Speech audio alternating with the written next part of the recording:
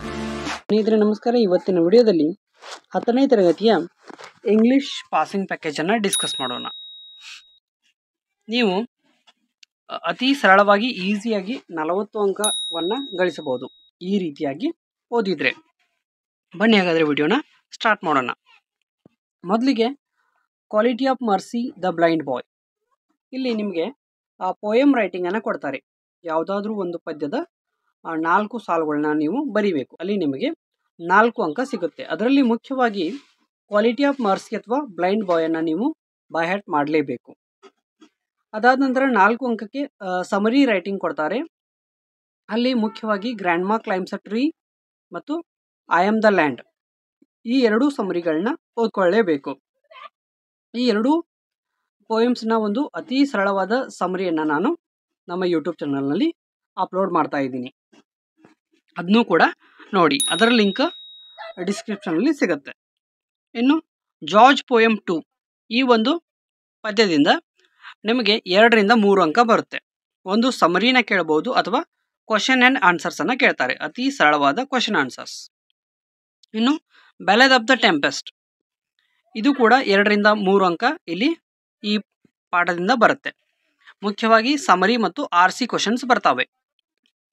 Next off to outer space tomorrow morning 3 ಅಂಕ ಇಲ್ಲಿಂದ ಬರುತ್ತೆ. RC ಕ್ವಶನ್ಸ ಕೇಳ್ತಾರೆ ಮತ್ತು ಕ್ವಶನ್ ಆನ್ಸರ್ಸನ್ನು ಕೇಳ್ತಾರೆ. ಅ ಹೀರೋ ಈ ಪಾಠದಿಂದ 2 ಅಂಕಗಳು ಬರುತ್ತೆ. ಮುಖ್ಯವಾಗಿ ಪ್ರಶ್ನೋತ್ತರಗಳು ಕ್ವಶನ್ ಆ್ಯಂಡ್ ಆನ್ಸರ್ಸ್ ಬರುತ್ತೆ.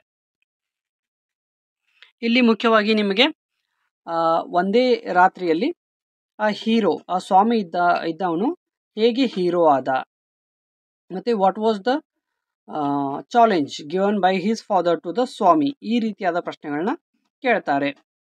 ಇನ್ನು next there is a girl by the tracks ಇಲ್ಲಿ ಲಾಂಗ್ ಕ್ವಶನ್ಸ್ ಅಥವಾ RC ಕ್ವಶನ್ಸ್ ಎರಡೂ ಬರ್ಬೋದು. 3 ಅಂಕಗಳು ಇಲ್ಲಿಂದ ಈ ಪಾಠದಿಂದ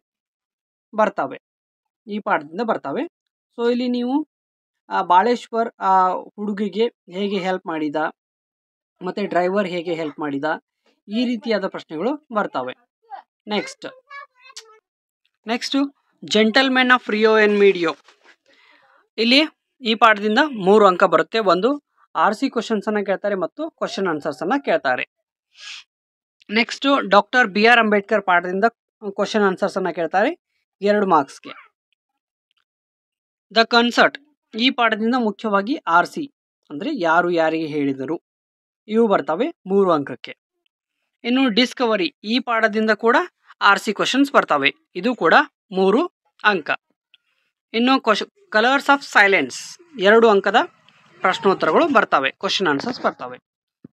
next science and hope of survival ಈ ಪಾಠದಿಂದ ಕ್ವಶನ್ ಆನ್ಸರ್ಸ್ ಬರ್ತವೆ 2 ಅಂಕಕ್ಕೆ.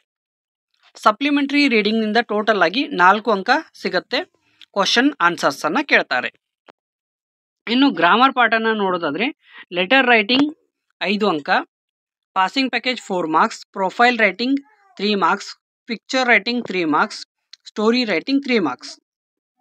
ಇಲ್ಲಿ ನೋಡಿ ಬರೀ ರೈಟಿಂಗಲ್ಲಿ ನಿಮಗೆ ಎಷ್ಟು ಇದು 9, 13, 18 ಅಂಕ ಸಿಗುತ್ತೆ. Letter writing, passage solving, profile writing, picture writing, story writing.